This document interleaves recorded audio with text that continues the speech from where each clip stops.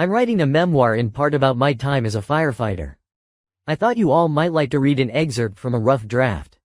It is rather long. Before I get to the revenge part, let me say that there is nothing to be gained by blasting your superiors in a union newsletter said superiors had access to. Without digressing too far, my opinion piece criticized lazy management work when it came time to rate all the candidates sitting for the fire lieutenant exam.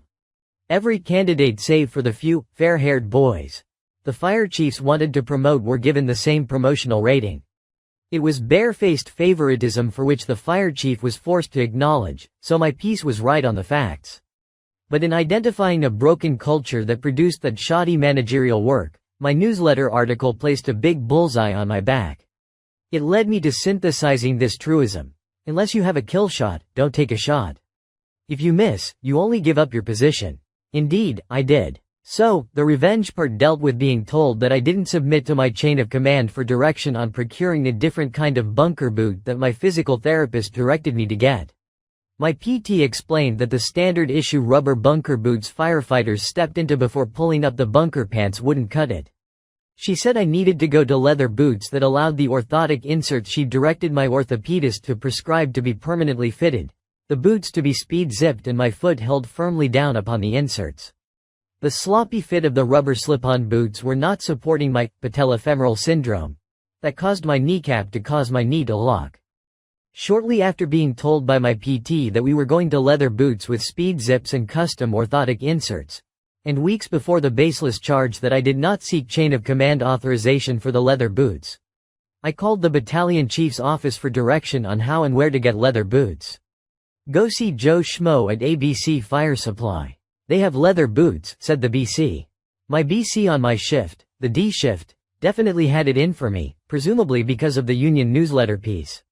I think he was so intent on getting me that he lost cognitive function and found a way to make the entirety of the chain of command look foolish along with him. You just can't go down to ABC Fire Supply and get anything you want. You have to have a reason. I'm writing you up for not getting authorization. "But, Chief, I did get authorization," I said. "Who authorized the leather boots?" "It wasn't me," said Chief Dipshit. "I called Chief Black on the C shift a month ago and he told me to go see Joe Schmo at ABC Fire."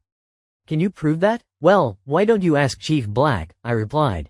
This only served to inflame him further. By this time, weeks after I called Chief Black and wrote an email to my officer and CC'd the station caption and Chief Dipshit that I was being directed to go to leather boots. The boots arrive and my custom orthotic inserts are waiting to be delivered. The next shift, my station captain comes in on his day off and tells me, "You can't wear those boots.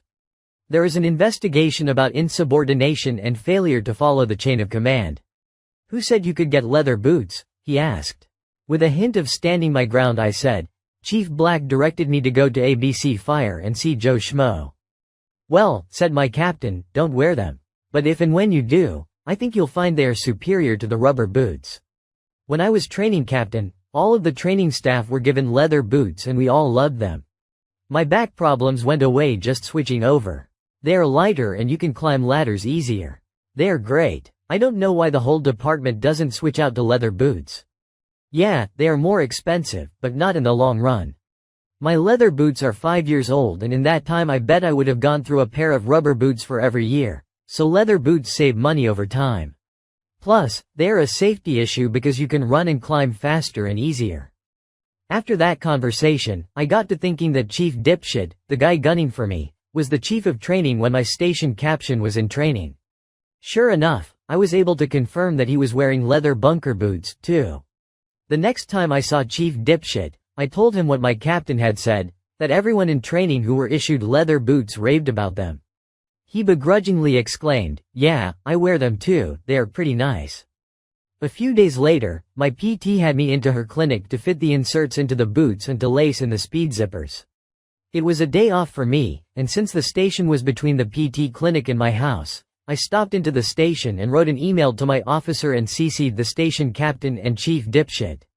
Essentially, I wrote, "I have received the orthotic inserts for which I was directed to switch over to leather bunker boots. The coming D shift I will commence wearing the boots." It was like I'd stuffed a firecracker up Chief Dipshit's ass. Once again, he directed my captain to tell me I was not to wear the boots until the investigation was complete. "Captain," I said, "what investigation?" I told the chief that Chief Black directed me where to get leather boots, the reason being my PT and orthopedist had prescribed orthotic inserts to be fitted into leather boots. Rubber bunker boots just don't provide the support my knee problem requires. What else is there to investigate except to ask Chief Black whether I sought his direction? My next shift Chief Dipshit is up at my station at shift change and requests a private meeting with me. "You are not to wear those boots until the investigation is complete," said the chief. What is there to investigate that could have and should have been done weeks ago? "Did you ask Chief Black if I called him?" I said. This was tantamount to insubordination. Chief Dipshit's face turned red. "You have not submitted the proper documentation to prove medical necessity." "What documentation is there for me to submit, Chief?" I replied. "You need to submit the prescription for the inserts. I'd gone to college and earned a bachelor's degree in business before becoming a firefighter and took a business law class that taught me the legal basics about notice and postmarks. By this point, I knew Chief Dipshit was just running on hate and I held all the cards. "Okay," I said, "I'll get you a prescription." He left and I went and put the boots on, to start breaking them in while I did station stuff. I figured if he or my captain showed up, I'd play my last card, for the win. The next shift I put a copy of the prescription in the mail run and dash off an email for the chain of command. In the email I say, "I trust this matter is behind us. I will commence wearing the boots." Later that shift, Chief Dipshit visits the station and says, "You are not to wear those boots." "Why?" I say. "Because there is no prescription for the boots, only the inserts." "Isn't that kind of assumed, Chief? You can't place inserts into rubber bunker boots. They flop around," I said. Steam came from the chief's ears. Apparently, I wasn't showing enough deference. So, I called my orthopedist and asked for a prescription for the leather boots. His practice administrator called and told me that was an unusual prescription to write as the inserts and the boots act in tandem. I told her my supervisor was out for me and that if the doctor could just write a script for the boots it would help me out. Like before, I send a copy of the prescription for the boots in the mail run and follow it up with an email to the chain of command. Once again, Chief Dipshit visits the station and tells me the prescription isn't sufficient enough. "What do you mean?" I asked. "The doctor gives no reason for why you require leather boots. He needs to provide that." Though I knew I was holding winning cards, like I'd said, I still played a game of sorts, to see how far these vindictive games could run. "Don't wear those boots." "Chief, don't you wear leather bunker boots?" I asked. "Yes, I do," he replied. "Why then is this being made into such a big deal?" I said. "The captain told me that everyone in training was issued leather boots and everyone raved about them.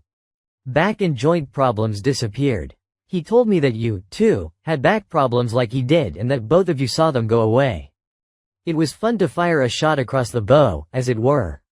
The chief was still hot as a pepper but you could see things turn in a way. I think he knew that he wasn't going to be successful in writing me up and that he was only embarrassing himself by what was now an obviously singular devotion in getting me. Even so, he persisted. I called my orthopedist's office and asked for another prescription, reminding the practice administrator that a supervisor from hell was up my ass and to just play along. "Well, what do you mean?" she asked. "He wants to know the reason why you need leather boots. Doesn't he know that the inserts and the boots are basically one and the same? Your PT says inserts without leather boots are not a thing, so what does he want?" With an eye on shoving the firecracker fully up Chief Dipshit's asshole, I told the practice administrator, "Here's an idea. Have the doctor write a prescription that says, for my patient, I prescribe leather bunker boots because his doctor says so." She liked it. The exercise in petty bullshit was about to come to an end when, once again, I send in the interdepartmental mail run a photocopy of the doctor's note and CC everyone in an email that it's time to wear the boots. Chief Dipshit receives the email and calls up to the station and tells me that he is coming up for a visit. I told him that if it had to do with the boots that he could save a trip and to read the email that I was going to send to our. That email to HR went something like this. Chief Dipshit has gone to some length to see that I don't wear the leather bunker boots that have been in my possession for weeks. May I inform, if not remind, all that wearing those boots are not to be denied me or anyone given that a doctor's note is a matter of legal record. Since that note was written and posted some weeks ago, it is incumbent upon me to wear the boots to facilitate normal function of my knees and as such falls under the category of fireground safety. If, in the hypothetical case, I was to become injured while wearing rubber bunker boots and it was learned that I was medically required to wear leather boots, would the department assume liability or seek to shift it to me? Chief Dipshit seems to have gone out of his way to preclude me from wearing leather boots for reasons I cannot understand. An investigation into insubordination which lacked justification, as well as pedantic, arbitrary requirements to justify the use of leather boots, caused delays that ran counter to my protected rights for proper equipment. Not only was my right to wear the boots established upon receiving the doctor's note, it was required of me to do so given legal liabilities I reference above. Please inform Chief Dipshit that any further discussion on the matter of the leather boots will be viewed as workplace harassment, as I maintain there is nothing left to be learned from it. The next time I saw Chief Dipshit, he had the pleasing demeanor of having consumed a piece of humble pie. It was a beautiful thing, indeed. For the next several years of my career until retirement, I found it easy and fun to look squarely in his eyes in a non-verbal way of asking, "How's my ass taste?" Petty revenge is damn sweet.